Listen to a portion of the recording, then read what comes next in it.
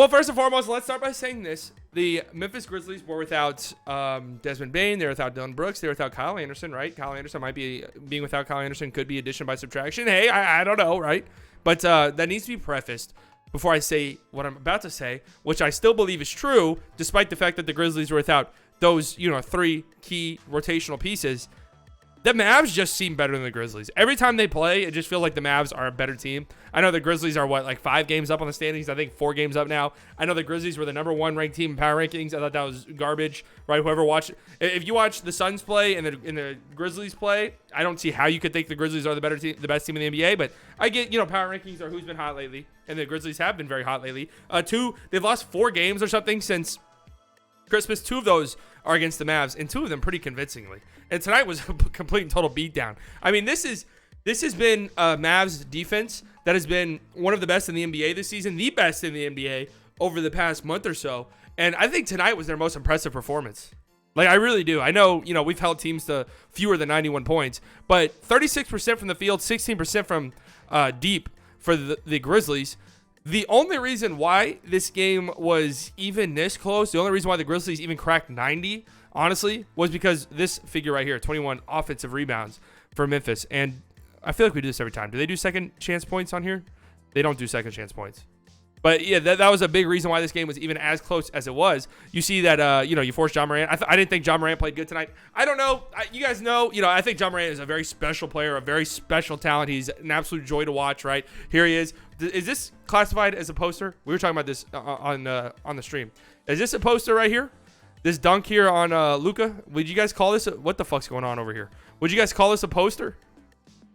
I think it is, right? Right here. John Morant dunks on Luka early on in the game.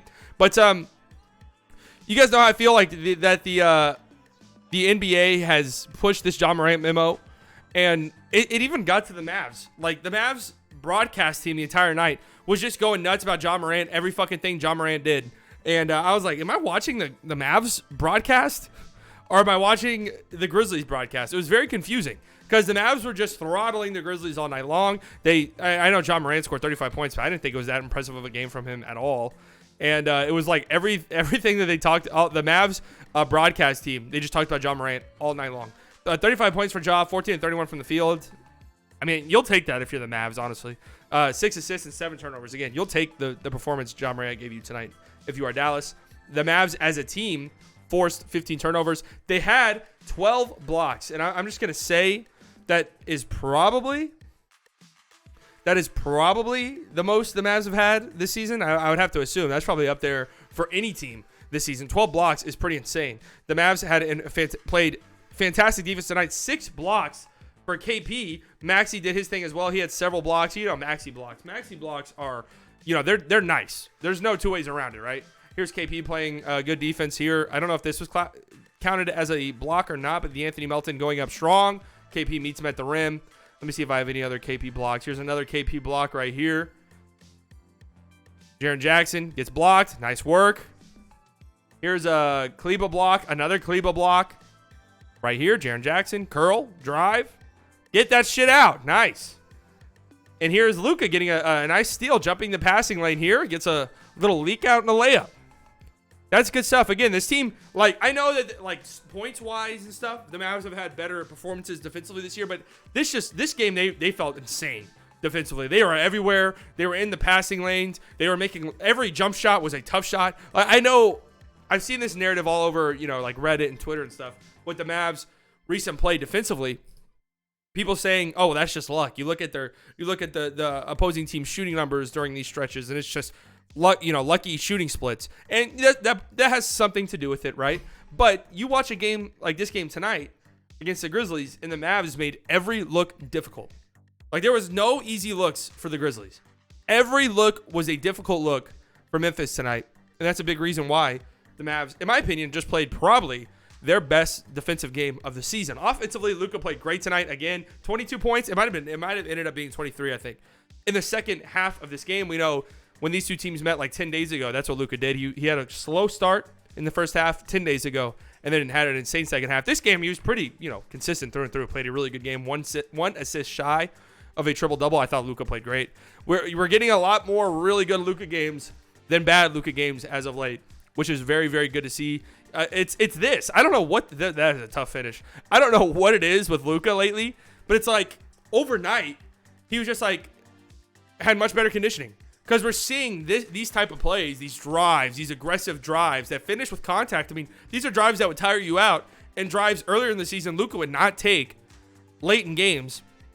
And he's doing it consistently in the fourth quarter now, every game. So I don't know what happened. Don't know what steroids they fed him, but continue to feed him those steroids. Love to see it. I thought Luka played great tonight. Honestly, I don't have too many complaints. You know, Brunson admittedly padded another tough finish right there by Luka. Brunson admittedly padded his stats a little bit down the stretch of this game because it was a quiet night from him, but I didn't think he played bad or anything. KP played great defense, 6 blocks again offensively. I thought he was pretty good, right? And Luka carried the load offensively tonight, no doubt about that. Dorian, I thought, had a great game, just all over the place. Look at his stat line right here: 9 points, 7 rebounds, 3 offensive rebounds, 4 assists, 2 steals, 2 blocks, all over the place for Dorian Finney-Smith. Love to see that. Maxey again played good defense. He had 3 blocks, a steal as well. And Tim had his Tim moments, right? Bad turnovers. But some turnovers that I can forgive. Like there was one where I think it was Dwight Powell was cutting. Tim tried to find it. It was a little bit late, but I saw the vision. It was there. I at least applauded Tim for looking that direction, even though it did end in a turnover. But I've seen, you know, I've been hard on Tim Hardaway myself, and I saw people on Twitter shitting on him tonight. I didn't think he was horrible tonight. I didn't think Tim was terrible. Reggie Bullock, I know his stats weren't great, but I actually loved what I saw from Reggie Bullock tonight. Thought he played good defense when he was out there, and he just made smart plays, some good passes.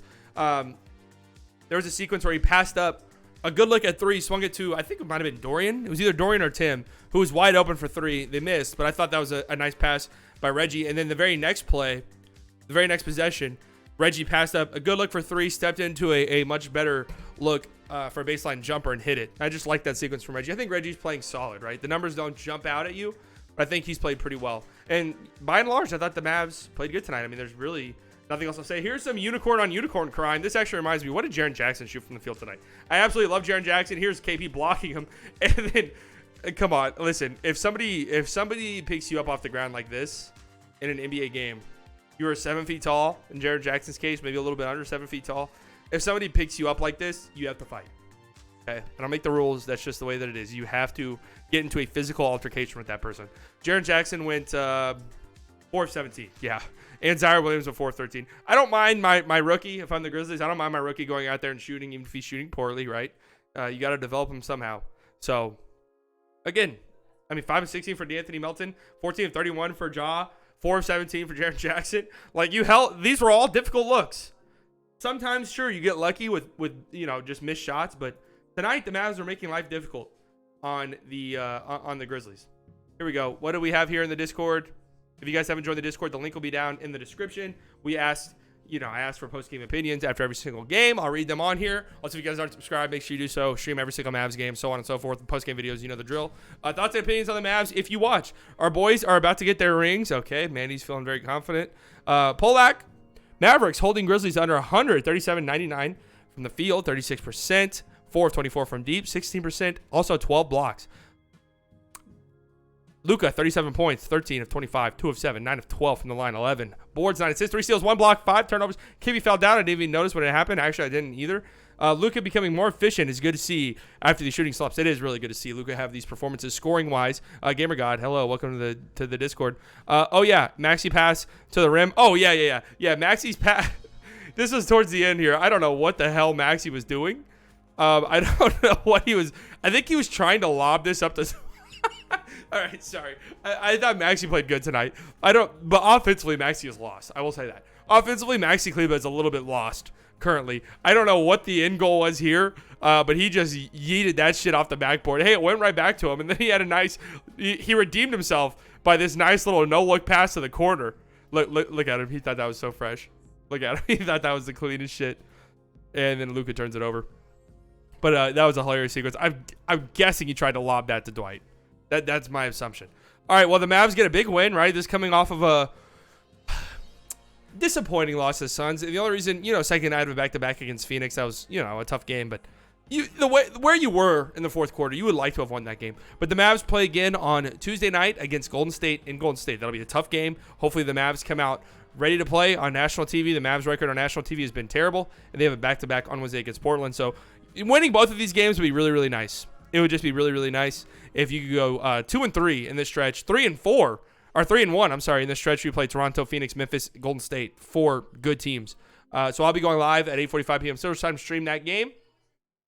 Thank you guys very much for watching. Again, if you're not subscribed, make sure you do so. We stream every single Mavs game, post-game videos, all of that good stuff. Bye.